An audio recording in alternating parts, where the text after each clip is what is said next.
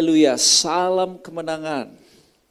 Di Jumat Agung ini kita memperingati wafatnya Yesus Kristus di kayu salib.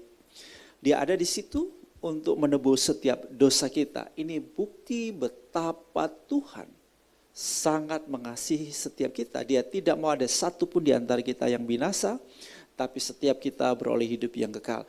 Yesus mati buat kita pada waktu kita masih berdosa, pada waktu kita masih memusuhi Dia, pada waktu kita masih mendurhakai Dia. Pada waktu itulah darahnya sudah dicurahkan untuk membenarkan kita, untuk mendamaikan kita dengan Bapa. Haleluya. Ini bukti kasih Tuhan yang sangat hebat, sangat mulia, sangat luar biasa. Ini yang disebut revolusi kasih karunia. Kita tidak layak untuk itu.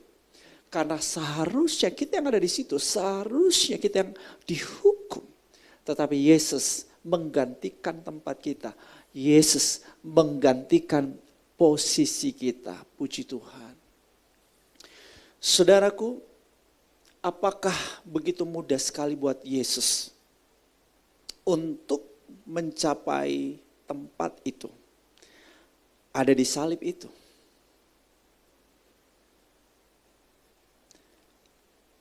Kalau kita baca di dalam Lukas pasal 22, di situ kita dapat menjumpai pergumulan Yesus yang sangat luar biasa sekali di Taman Getsemani. Dicatat di situ bahwa peluhnya menjadi titik-titik darah yang bertetesan. Berarti sebuah pergumulan yang berat, dia menanggung atau merasakan sebuah tekanan daripada dosa dunia yang begitu berat, yang menyakitkan, yang menakutkan, yang mengerikan. Yang sebetulnya kalau dia mau jujur pada waktu itu, dia tidak kuat, dia tidak sanggup. Kenapa saya dapat mengatakan seperti itu? Dalam posisi Yesus sebagai manusia, terus terang tidak mudah buat dia menanggung dosa, beratnya dosa seisi dunia ini. Kita dapat membaca dalam Lukas 22 ayat 42, Yesus sempat berdoa begini. Ya Bapakku, jikalau engkau mau, ambillah cawan ini daripadaku. Tetapi bukanlah kehendakku, melainkan kehendakmu lah yang terjadi. Saudara, Yesus sampai bisa menyerahkan nyawanya buat kita di atas kayu salib. Dan Yesus berkata, it is finished. Sudah selesai. Dia dapat melakukannya dengan sempurna. Karena dia telah menyerahkan haknya terlebih dahulu.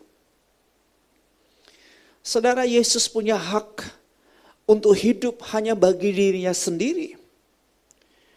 Bisa saja Yesus memilih untuk tidak mati buat orang lain.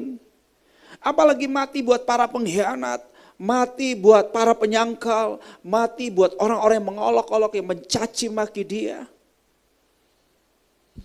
Sesuatu yang tidak mudah, bukan?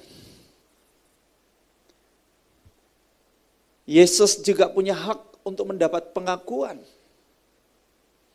Yesus bukanlah hanya manusia biasa, tetapi dia Allah yang menjadi manusia. Pada posisi di mana dia di Taman Getsemani,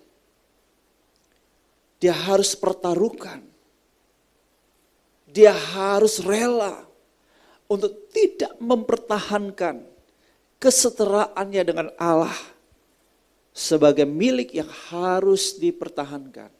Ini tidak mudah, saudara. Karena ini bicara mengenai martabat, bicara kalau ini manusia, ini bicara martabat, bicara gengsi, bicara kehormatan diri. Ini sesuatu yang sangat sulit. Anda bisa bayangkan, Petrus tidak jauh dari posisi Yesus saat itu. Dan dia terang-terangan menyangkal Yesus. Dan Yesus tahu itu, Yesus mendengar itu, Yesus melihat itu. Petrus berkata, aku tidak kenal dia. Betapa menyakitkan, bukan?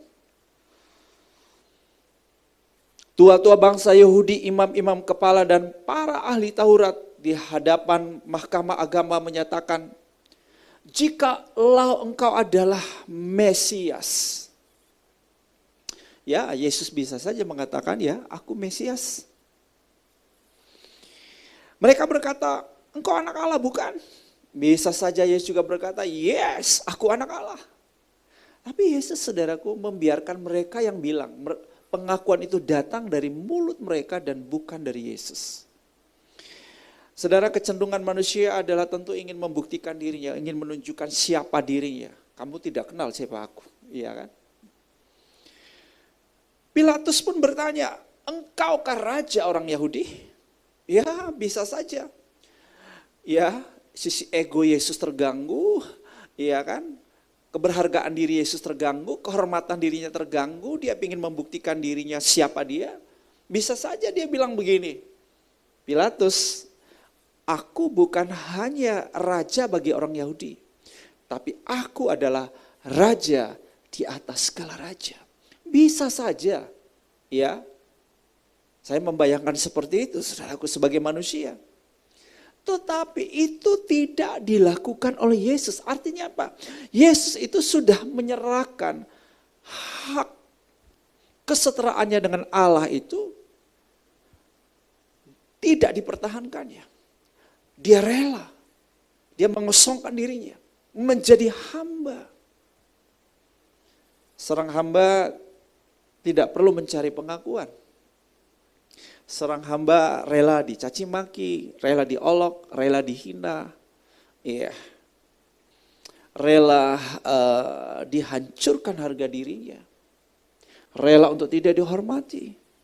Dan ini yang dialami oleh Yesus. Yesus juga punya hak untuk diperlakukan adil. Tapi apakah Yesus mendapatkan keadilan pada waktu itu? No. Di hadapan Pilatus, para imam kepala, para pemimpin, serta rakyat, mereka berteriak, salibkan dia, salibkan dia. Sudah bisa baca dalam Lukas 23 ayat 21 sampai 24. Kata Pilatus untuk ketiga kalinya kepada mereka, kejahatan apa yang sebenarnya telah dilakukan orang ini? Tidak ada suatu kesalahan pun yang kudapati padanya yang setimpal dengan hukuman mati. Jadi aku akan menghajar dia lalu melepaskannya. Tetapi dengan berteriak mereka mendesak dan menuntut supaya ia disalibkan. Dan akhirnya mereka menang dengan teriak mereka. Lalu Pilatus memutuskan supaya tuntutan mereka dikabulkan. Saudara, Yesus tidak mendapatkan keadilan. Yesus dapat menyelesaikan misi penebusannya dengan sempurna. Karena dia sangat mengasihi kita. Sangat jelas. Dia tahu untuk apa dia datang ke dunia ini. Yaitu untuk melayani dan menyerahkan nyawanya menjadi tebusan bagi banyak orang. Namun saudaraku, yang menentukan kemenangan Yesus dalam pergumulan yang berat untuk menanggung dosa seisi dunia adalah ketika Yesus dengan rela memilih menyerahkan kehendaknya kepada Bapa, bukan kehendakku, melainkan kehendak Bapa.